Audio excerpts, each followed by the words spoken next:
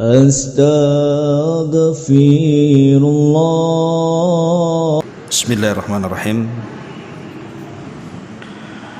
Assalamualaikum warahmatullahi wabarakatuh. Alhamdulillah wassalatu wassalamu ala Rasulillah wa ala alihi wa sahbihi wa mawalah wa la hawla wa la quwwata illa billahi wa ba'du. Alhamdulillah, segala puja dan puji hanya milik Allah subhanahu wa ta'ala. Salawat dan juga salam kita hadiahkan kepada Rasul kita Nabi besar Muhammad sallallahu alaihi wa ala alihi wasallam. Ma'asyiral muslimin yang dimuliakan Allah subhanahu wa ta'ala, karena sebentar lagi kita akan menghadapi ibadah kurban, maka malam ini kita akan fokuskan pembahasan seputar ibadah kurban. Ma'asyiral muslimin yang dimuliakan Allah subhanahu wa ta'ala, ibadah kurban adalah ibadah yang sangat mulia yang diperintahkan Allah subhanahu wa ta'ala. Saking istimewanya ibadah kurban ini, sampai Allah subhanahu wa ta'ala menyebut satu nafas dengan perintah salat. Sebagaimana Allah subhanahu wa ta'ala mengatakan, fasalli li rabbika wanhar, salatlah untuk Rabbmu dan berkurbanlah. Qul inna salati wa nusuki wa mahyaya wa mamati lillahi rabbil alamin. Katakan, sesungguhnya salatku dan kurbanku serta hidup dan matiku kuserahkan kepada Allah subhanahu wa ta'ala. Syekhul Islam Ibn Taimiyah rahimahullahu ta'ala ketika memberikan catatan kenapa Allah subhanahu wa ta'ala iringkan dan sebut atau disebut satu nafas antara perintah salat dan kurban, beliau mengatakan, karena kalau kita bicara tentang ibadah badan, maka tidak ada yang lebih istimewa melebihi salat. Tapi kalau bicara soal ibadah harta, maka tidak ada yang lebih mulia dibandingkan kurban pada waktunya. Itulah yang menjadikan kemudian ibadah kurban ini disebut satu nafas dengan perintah salat. Ma'asyiral muslimin yang dimuliakan Allah subhanahu wa ta'ala, kita akan urut pembahasannya mulai dari sejarah dulu, kemudian masuk kepada hukum-hukum seputar kurban. Kita tahu bahwa kurban itu adalah sunnatu Nabiyillah Ibrahim, sunnah Nabi Allah Ibrahim alaihi salatu wassalam. Sebagaimana dalam sebuah hadis, walaupun hadis ini dilemahkan oleh para ulama, ketika ada seorang sahabat mengatakan, ya Rasulullah, kalau memang kurban ini adalah sunnahnya Ibrahim, kemudian kita mengamalkannya, apa yang kita akan dapati? Maka Nabi SAW mengatakan, setiap satu helai dari bulu domba itu satu kebaikan. Artinya bahwa walaupun hadis ini lemah, tapi syahidnya adalah sahabat bertanya kepada Nabi SAW soal ibadah kurban. Bukankah ibadah kurban ini sunnahnya Ibrahim? Menunjukkan bahwa kurban ini bukan ibadah satu-satunya dalam Islam, tidak. Tapi sebelumnya sudah ada ibadah kurban ini. Bahkan jauh sebelum Ibrahim alaihi salatu wasallam sudah ada kurban. Allah subhanahu wa ta'ala berfirman ketika bicara soal dua putra Nabi Allah Adam alaihi salatu wasallam, watlu alaihim naba abnai Adam bil haqq idh qarraba qurbanan fatuqabbila min ahadihima wa lam yutaqabbal min al-akhar qala la aqtulannak qala innama yataqabbalullahu minal muttaqin. Bacakan kepada mereka wahai Muhammad tentang kisah dua putra Adam, maksudnya Qabil dan Habil. Ketika kedua manusia ini berkorban, tapi Allah Subhanahu wa taala terima salah satunya dan Allah tolak yang lainnya. Kemudian yang ditolak maksudnya korbannya Habil. Habil pun sakit hati dan mengatakan, saya akan bunuh kamu. Maka Qabil mengatakan, Allah hanya menerima dari korbannya orang-orang yang bertakwa. Dari sini kita tahu bahwa ibadah kurban sudah ada sejak zaman Nabi Adam. Ma'asyiral muslimin yang dimuliakan Allah Subhanahu wa taala. Kemudian juga, tapi yang masyhur kalau kita bicara soal kisah kurban, pasti adalah kisah tentang penyembelihan Ibrahim terhadap putranya Ismail. Kita tahu bahwa kalau kita melihat sejarah, Nabi Allah Ibrahim alaihi salatu wassalam hijrah ataupun safar dari Palestina ke Mekah itu berdasarkan nas Qur'annya dan juga hadis Nabi SAW yang sahih itu 4 kali. Jadi Ibrahim itu berziarah dari Palestina ke Mekah itu 4 kali. Ya bisa lebih daripada 4. Saya hanya menukilkan yang warid saja, ada nasnya. Yang pertama, saat Ibrahim alaihi salatu wassalam mengantarkan Hajar dan juga putranya Ismail yang ketiga itu masih kecil, dibawalah oleh Ibrahim dua manusia mulia ini dari Palestina menuju Mekah dan diletakkan begitu saja di sebuah lembah yang tidak ada makanan, tidak ada minuman, kering kelontang, bahkan tidak ada manusia lewat pun di situ. Bahasa Quran itu biwadin ghairi di zara'in inda baitikal muharram, diletakkan di sebuah lembah tanpa ada tanaman sama sekali. Lah Ibrahim kemudian meletakkan Hajar dan Ismail di tempat itu. Ini ziarah pertama Ibrahim dari Palestina ke Mekah. Ziarah yang kedua, ketika Ismail sudah berusia belasan tahun, maka Ibrahim alaihi salatu wassalam ingin mengunjungi putranya dan juga istrinya Hajar yang ada di Mekah. Berangkatlah Ibrahim dari Palestina menuju Mekah. Di tengah jalan Ibrahim bermimpi. Dalam mimpinya dia menyembelih putranya. Sehingga ketika kemudian sampai saja di Mekah dan berjumpa dengan keluarganya yang ada di Mekah, Hajar dan juga Ismail, maka Ibrahim pun memanggil Ismail kemudian mendialogkan mimpinya dan mengatakan, ya bunai inni ara fil manami anni adbahuka fanzur madza tara. Wahai anakku, ayahmu bermimpi, dalam mimpi ayahmu ini ayahmu menyembelih dirimu, macam mana pendapatmu? Maka karena Ismail adalah putra Hajar, wanita yang paling tawakal satu dunia ini, dia hanya mengatakan, ya abatif alma tu'mar satajiduni insyaallahu minas sabirin. Wahai ayahku, lakukan sajalah, kalau ini sudah perintah Allah, insyaallah engkau akan mendapati aku termasuk hamba Allah yang sabar. Akhirnya Ibrahim pun kemudian mengambil pisau dan betul-betul menyembelih Ismail dari tengkuknya. Tapi Allah Subhanahu wa taala kemudian buat tumpul pisau itu. Ada mujizat di sini. Padahal Ibrahim sudah berusaha mengiris tengkuk Ismail, tetapi pisau itu tidak melukai Ismail sama sekali.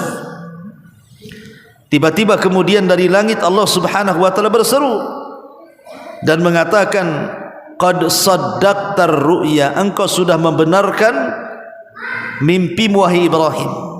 Kemudian di ujung ayat Allah mengatakan, wa fadainahu bidzibhin azim wa taraknahu lil akhirin. Maka kami ganti Ismail dengan kambing yang sangat besar, dan cerita ini akan terus diceritakan bagi orang-orang yang setelahnya. Lah dari ziarah Ibrahim yang kedua inilah, disinilah letak syariat kurban yang kemudian menjadi syariat Ibrahim dan akhirnya menjadi syariat kita umat Islam.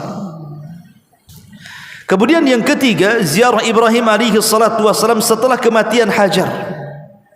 Hajar meninggal dunia, Ismail pun sudah dewasa. Kemudian Ismail menikah dengan wanita dari wanita-wanita Jurhum. Maka Ibrahim pun ingin melihat menantunya kayak apa. Ketika kemudian berangkat Ibrahim dari Palestina ke Mekah, kemudian bertamu ke rumah Ismail, Ismail tidak ada, yang ada istrinya. Kemudian Ibrahim bertanya soal kehidupannya. Rupanya wanita ini sangat buruk akhlaknya. Dia mencela kehidupannya dengan Ismail. Dari sini kemudian Ibrahim mengatakan kepada istri Ismail, sampaikan kepada suamimu kalau datang, ghayyir atabatababik, ganti tu tangga rumah menuju rumah depanmu. Kemudian Ibrahim pun pergi. Selang beberapa waktu Ismail datang. Kemudian istrinya kemudian mengatakan, wahai suamiku, barusan ada orang tua datang, kemudian berpesan kepadamu, ghayyir atabatababik, gantilah tangga menuju depan rumahmu. Kemudian Ismail mengatakan, macam mana cirinya?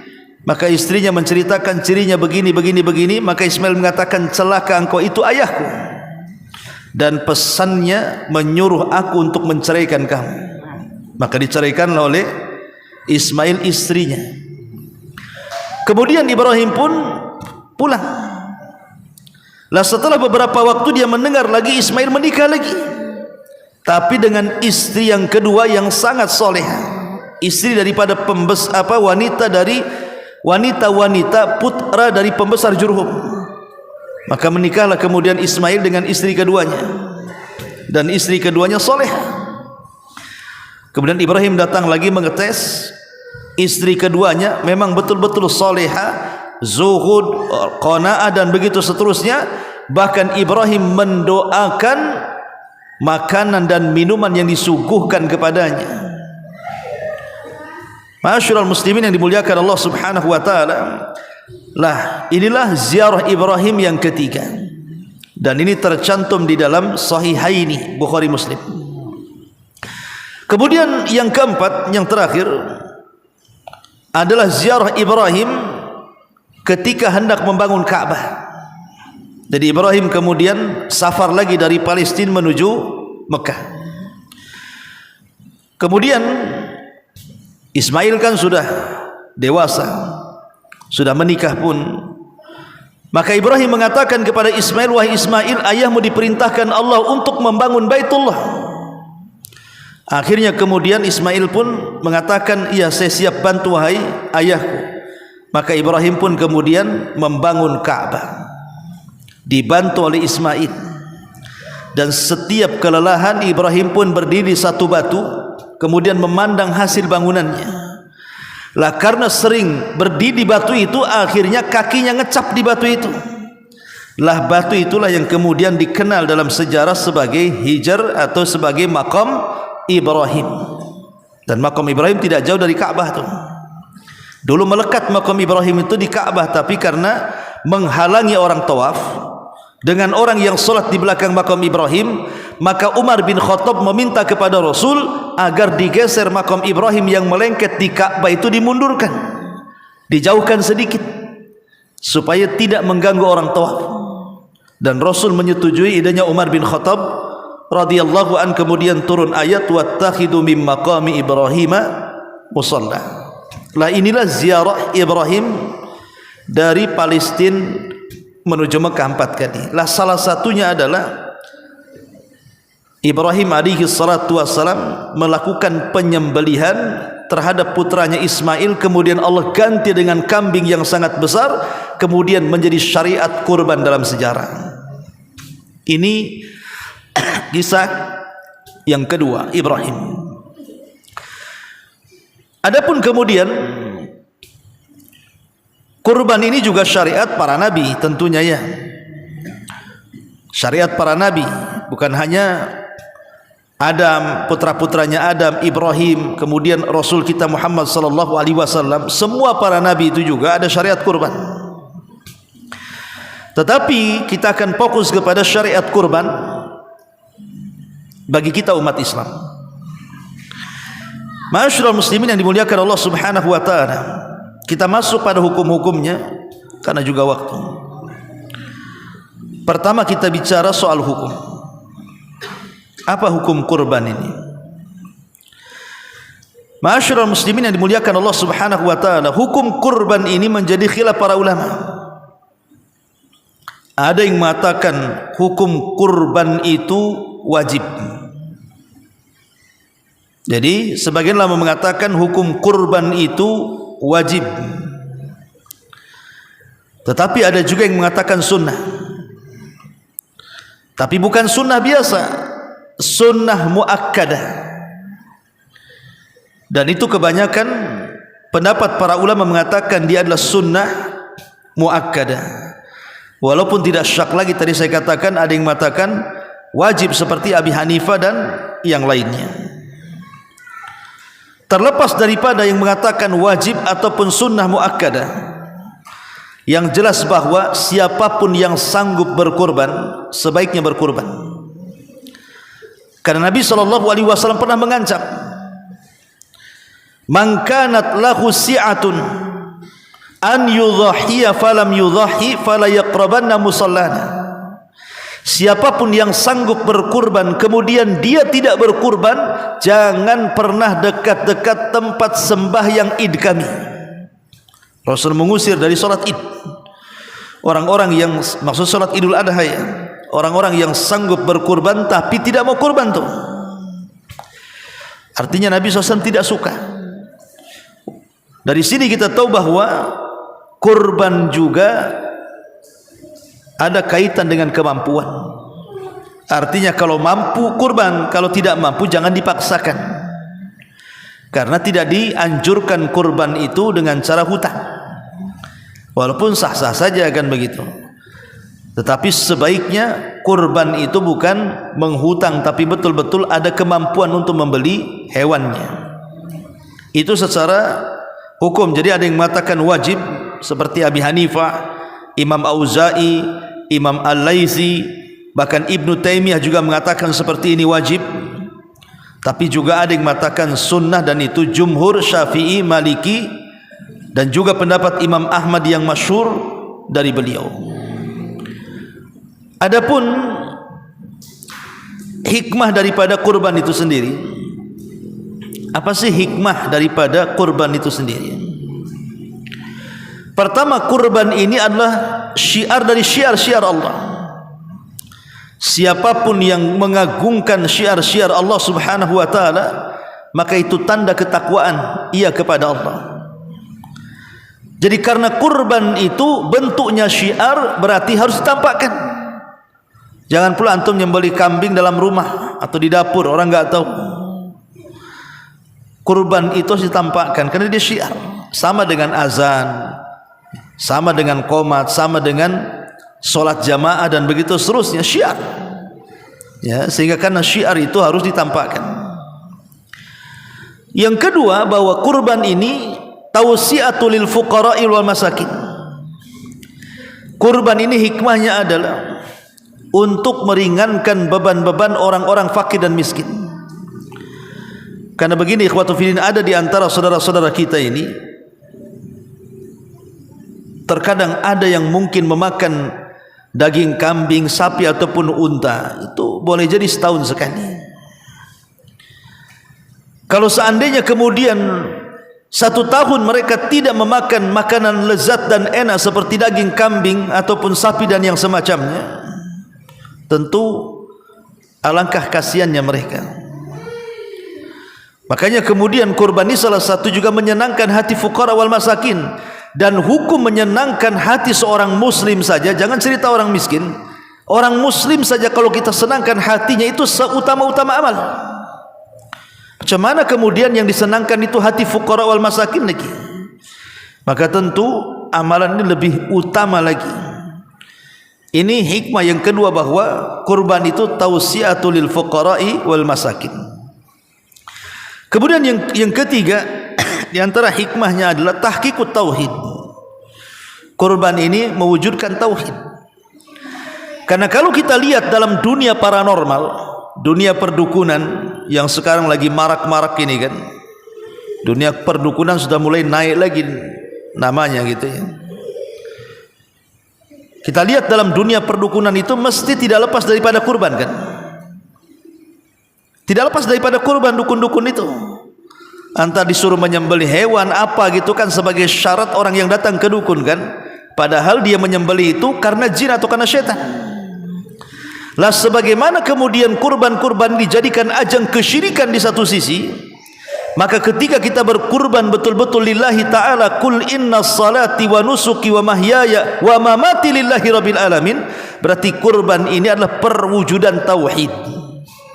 Dia adalah perwujudan tauhid kita kepada Allah subhanahu wa ta'ala. Ini hikmah yang ketiga. Kemudian hikmah yang keempat, ingat bahwa Allah tidak menerima daging yang kita kurbankan. Allah tidak menerima darah yang kita teteskan dari kurban itu, tapi Allah menerima adalah ketakwaan orang yang berkorban itu. Makanya Allah mengatakan lan yanalallahu luhumuha wala dima'uha walakin yanaluhu taqwa minkum. Tidak akan sampai darah kurban, tidak akan sampai daging kurban. Yang sampai kepada Allah adalah ketakwaan kita kepadanya. Dari sini dihajatkan dalam kurban itu adalah keikhlasan. Ini diantara hikmahnya dan tentu banyak lagi. Taib, kita masuk pada syarat-syaratnya. Apa sih syarat-syarat daripada kurban ini? Ma'asyiral muslimin yang dimuliakan Allah subhanahu wa ta'ala, bicara sedikit soal syarat-syarat kurban ini. Ulama mengatakan bahwa ada beberapa hal yang harus antum pahami tentang seputar syarat kurban ini. Yang pertama, bicara soal usia kurban. Kemudian yang kedua, bicara soal waktu kurban. Kemudian yang ketiga, bicara soal kriteria hewan kurban. Kemudian juga bicara berkaitan dengan hewan kurban itu sendiri, jenis-jenisnya. Dan banyak lagi kita uraikan nanti. Baik, kita satu-satu uraikan. Yang pertama, syarat daripada kurban, antakuna min bahimatil an'am. Kurban itu harus dari bahimatul an'am. Bahimatul an'am itu apa? Hewan ternak. Dan kalau diitlakkan kalimat bahimatul an'am, berarti hanya berlaku kepada 5 jenis hewan saja. Kalau disebut bahimatul an'am, berarti tertuju kepada 5 jenis hewan. Pertama, kambing. Dan kambing itu ada 2 macam. Ada yang disebut dengan al-dha'nu. Dha'n itu ya kambing wol, bahasa kita kambing Garut, kambing domba, itu disebut al-dha'n. Ini yang pertama.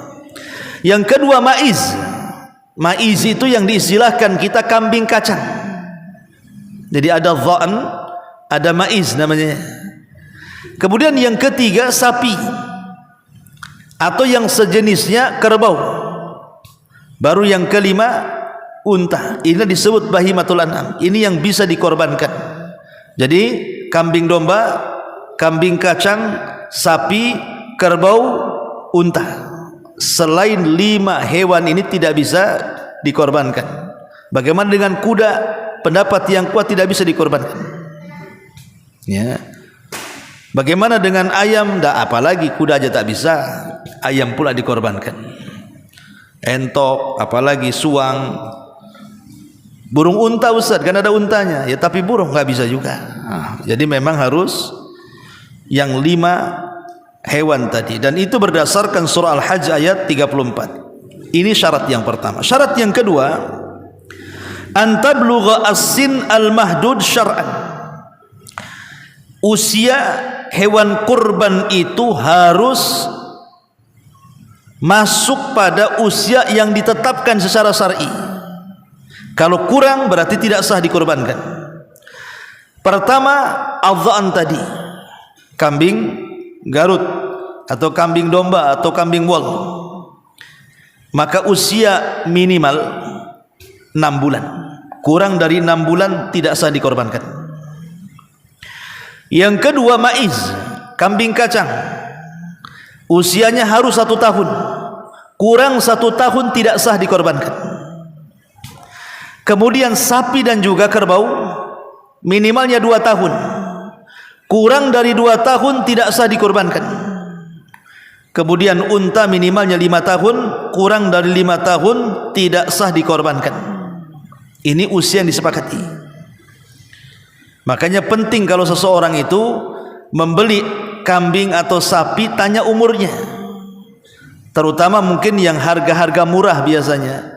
Itu yang kecil-kecil dijual itu, jangan-jangan nggak cukup umur dia jual pula kan gitu ya.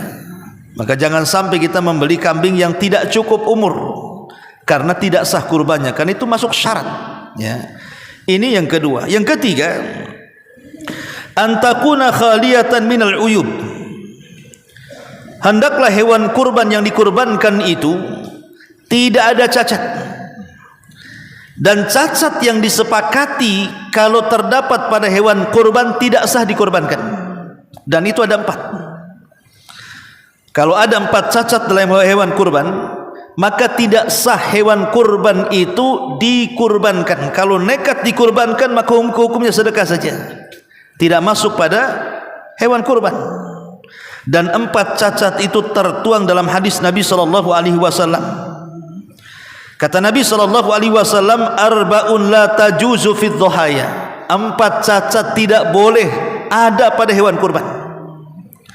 Pertama, al-arja al-bayyin arajuha. Yang kedua, wal awra al-bayyin awaruha. Yang ketiga, wal maridatu al-bayyin maraduha. Yang keempat, al-ajfa allati la tunki. Pertama kata Rasul, al-arja. Arja itu artinya yang pincang dan jelas pincangnya. Kan ada kambing itu karena saking gemuknya dia malas jalan. Itu bukan pincang, karena obesitas namanya ya. Kegemukan, malas jalan dia. Makanya kalau beli hewan kurban suruh jalan hewannya, takut kemudian pincang. Kalau sampai kemudian hewan itu pincang, tidak sah dikurbankan dengan pincang yang jelas ya. Ini yang pertama. Yang kedua, al-aura. Aura itu artinya buta sebelah.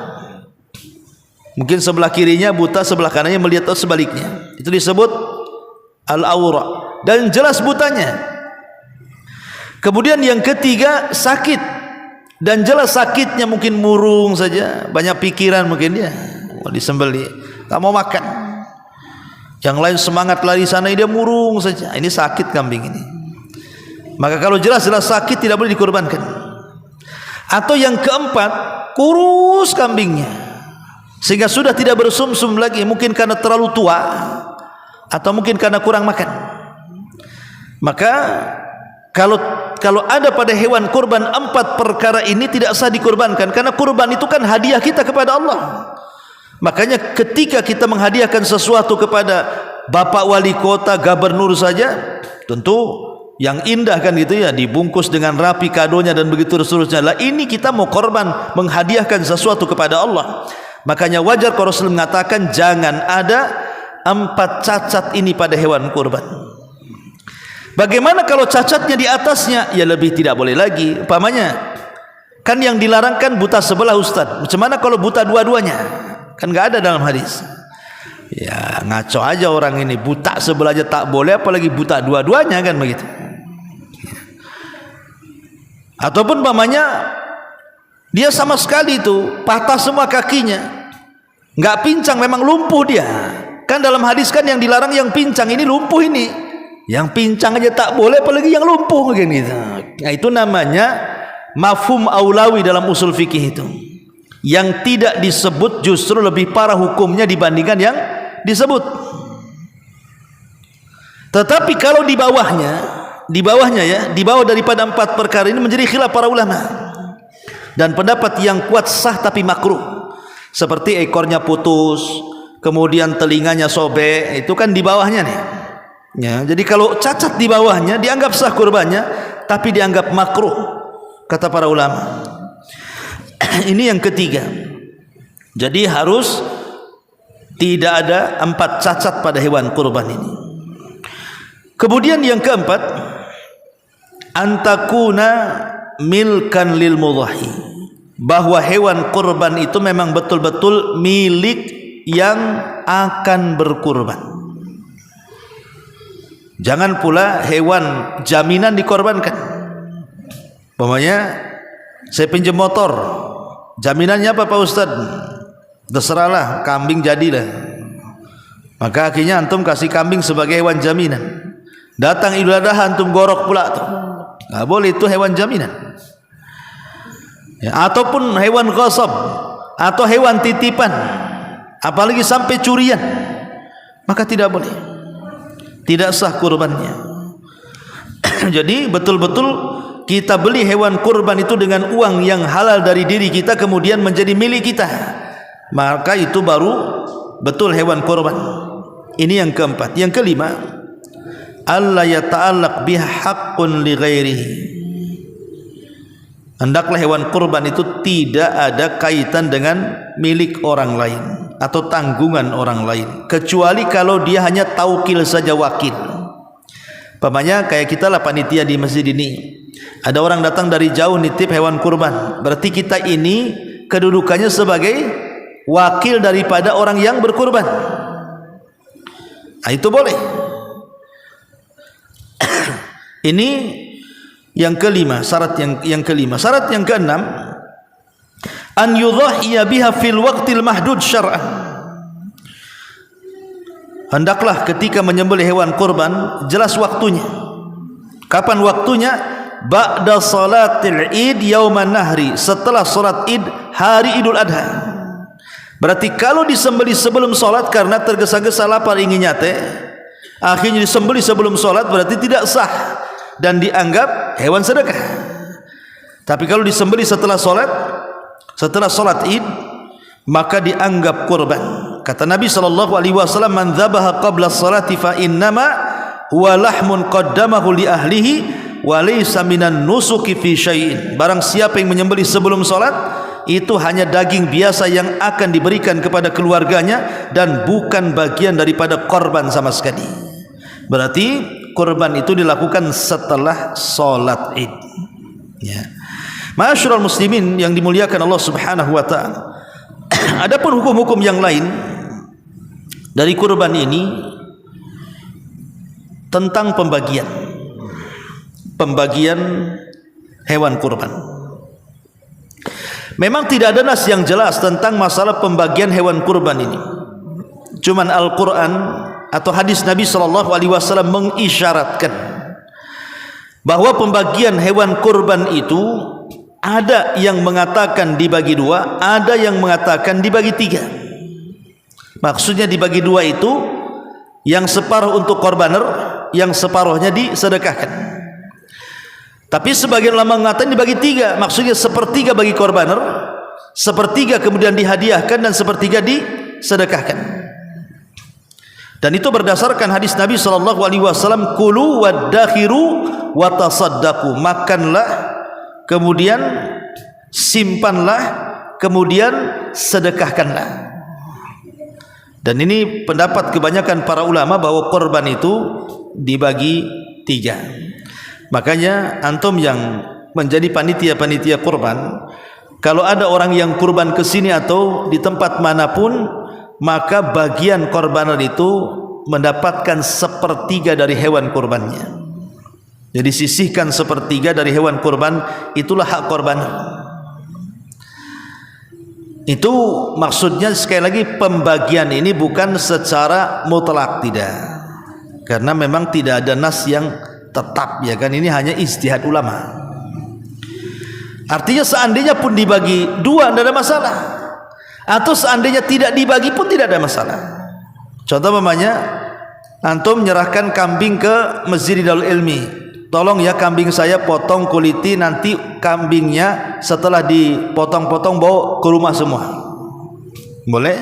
Boleh, nggak ada masalah. Masalahnya antum mau nggak? Kan itu kembali kepada kemauan orang. Enak kali mau saya suruh kerjakan itu nggak ada pembagian kan. Nah, tapi kan soal pembagian ini tidak ada nasnya masalahnya. Tidak ada nasnya, cuma Rasul mengatakan makan, simpan, sedekahkan. Dan begitu bahasanya. Dan Allah juga mengatakan wa kulu minha wa at'imul qani al mu'tar. Makanlah hewan kurbanmu dan bagi-bagilah kepada siapa yang berhajat dengan hewan kurbanmu itu. Ma'asyiral muslimin yang dimuliakan Allah Subhanahu wa taala. Adapun tentang hukum satu kambing, apakah kemudian untuk satu orang ataukah boleh diniatkan untuk satu keluarga? Nabi sallallahu alaihi wasallam bersabda, anna ala ahli kulli baitin fi kulli amin udhiyatun, bahwa setiap keluarga pada setiap tahun dia harus mengeluarkan satu kurban. Kemudian tapi hadis ini dilemahkan para ulama, tapi ada hadis yang memperkuat hadis ini, di mana kebiasaan para sahabat Nabi SAW ketika mereka berkorban, maka mereka berkorban untuk dirinya plus diniatkan untuk keluarganya. Artinya boleh satu kambing diniatkan untuk satu keluarga. Bahkan boleh disyirikatkan bukan hanya kepada orang yang hidup, kepada orang mati pun boleh. Jadi umpamanya saya berkurban satu ekor kambing, kemudian saya katakan, ya Allah, ini kurban saya niatkan untuk saya niatkan untuk keluarga saya plus keluarga saya yang sudah meninggal. Itu dibolehkan. Sebagaimana fatwa daripada Syekh Al-Utsaimin rahimahullahu taala, itu namanya mensyirikatkan pahala, bukan mensyirikatkan zat kurbannya. Karena tidak boleh kurban satu kambing lebih dari satu orang. Yang boleh kurban lebih satu orang itu adalah sapi dan unta, itu pun maksimalnya 7 orang. Jadi 7 orang boleh berserikat kepada zat kurbannya, maksudnya sapi ataupun untanya atau kerbaunya. Tapi kalau kambing tidak boleh, karena satu kambing satu orang. Maksud saya itu yang pembahasan inilah diniatkan pahalanya. Jadi menserikatkan pahala saja, bukan menserikatkan kurban. Jadi serikatkan pahalanya, bahwa sebagaimana kita dapat pahala dari kurban yang saya kurbankan, begitu juga keluarga saya dapat pahala dengan pahala yang sama. Karena ingat bahwa paradigma pahala dalam Islam itu bukan paradigma sekuler yang kalau dikasih habis, tidak. Justru kalau kita memberikan pahala, pahala yang ada pada diri kita tidak akan berkurang walaupun dikasihkan ke orang juga. Dan itulah paradigma Islam. Ma'asyiral muslimin yang dimuliakan Allah Azza wa Jalla, tentang menghadiahkan kurban kepada orang kafir, maka dibolehkan selama orang kafir itu tidak memerangi Islam. Boleh menghadiahkan hewan kurban kepada orang kafir selama orang kafir itu tidak memerangi Islam. Kalau dia memerangi Islam, maka tidak dibolehkan orang kafir itu mendapatkan bagian hewan kurban. Ma'asyiral muslimin yang dimuliakan Allah Subhanahu wa taala, kemudian juga termasuk menjual belikan hewan kurban. Kalau yang menjual belikan hewan kurban itu adalah korbaner yang berkurban, saya ini berkurban dengan seekor kambing, kemudian saya jual kulitnya, saya jual kepalanya, saya jual dagingnya, dan begitu seterusnya, maka tidak boleh. Tidak boleh ada yang dijual dari hewan kurban yang kita kurbankan, baik kulitnya, baik kakinya, baik kepalanya, apapun tidak boleh. Karena sudah diwakafkan kepada Allah, sudah dihadiahkan kepada Allah, maka tidak boleh dijual belikan. Kecuali kalau seandainya penerima, kalau penerima terserahlah kan gitu ya. Ana mendapatkan daging dari antum yang berkorban, saya penerima. Kemudian karena saya butuh duit saya jual, tidak masalah. Karena bukan korbaner kan gitu. Dia hanya penerima saja. Ma'asyiral muslimin yang dimuliakan Allah Subhanahu wa taala, termasuk juga yang harus dipahami tentang masalah korban ini. Bagaimana hukum korban sementara dia tidak sholat? Sholat 5 waktu tidak. Tapi kalau datang Idul Adha dia kurban dia. Maka para ulama mengatakan tarikus sholati la tahillu dzabihatuhu. Orang yang meninggalkan sholat sampai ke taraf kufur, maka tidak halal sembelihannya. Dan buat apa kurbannya?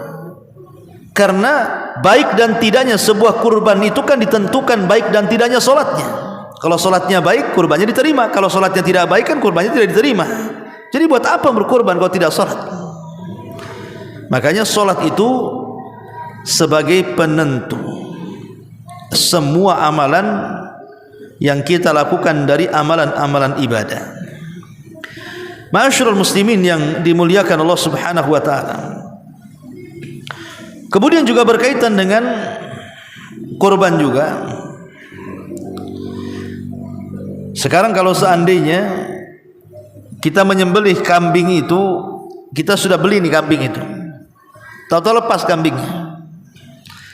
Kayak cerita di mana tadi, Tiban Kampung deh, yang sapinya lepas masuk hutan kemudian hilang gak ketemu tuh.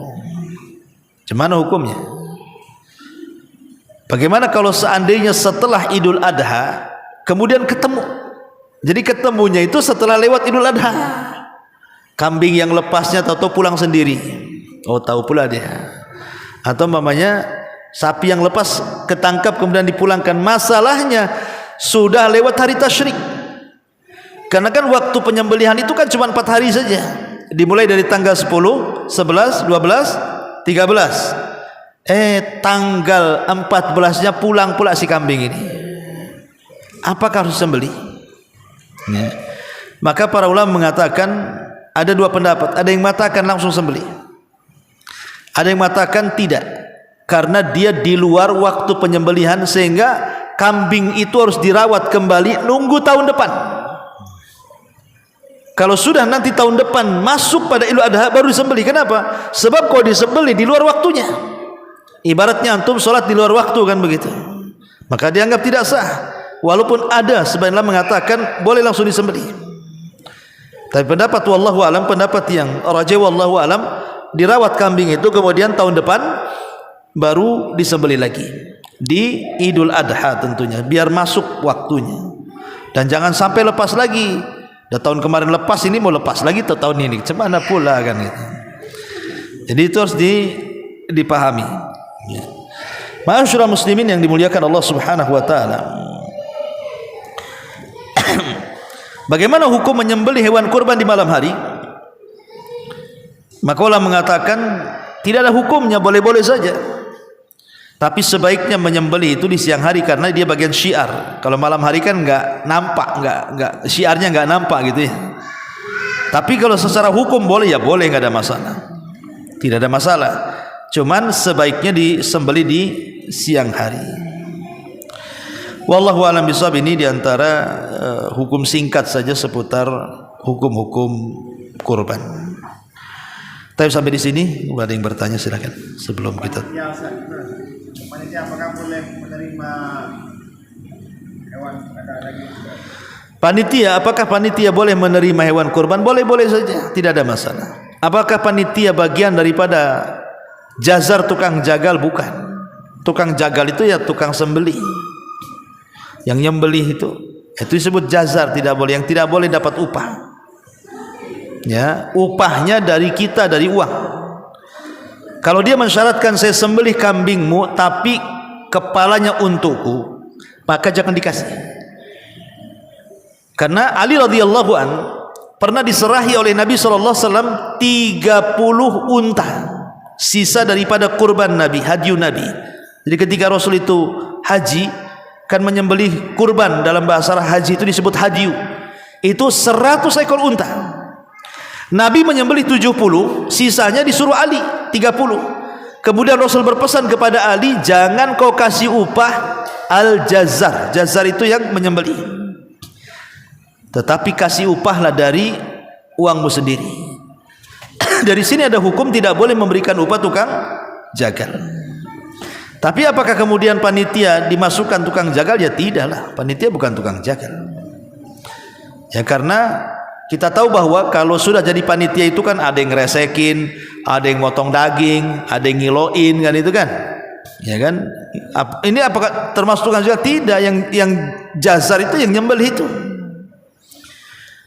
Dia boleh dapat upah, maksudnya tidak boleh dapat upah itu dari hewan korbannya, kecuali mungkin dia orang miskin, ya, atau mungkin dapat bagian dari orang yang korban ingin memberi sesuatu tapi bukan sebagai upah, ya jatah dia, bukan sebagai upah ya. Ya jatah, dia dapat jatah lah sebagai hadiah dari korbaner atau sedekah dari korbaner karena dia orang susah, tidak ada masalah. Apalagi kemudian kalau panitia-panitia umumnya biasanya di masjid-masjid itu dia menjadi taukil, dia wakil daripada korbaner biasanya. Karena kan dia nitipkan hewan, suruh nyembelih, kemudian dia kasih upah sama kita kan, kemudian kita garap, ya kan. Wallahu a'lam. Ya.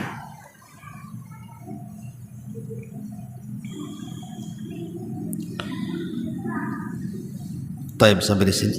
Subhanakallahumma bihamdika asyhadu an la ilaha illa anta astaghfiruka wa atubu ilaik. Allahu taala alam. Assalamualaikum warahmatullahi wabarakatuh.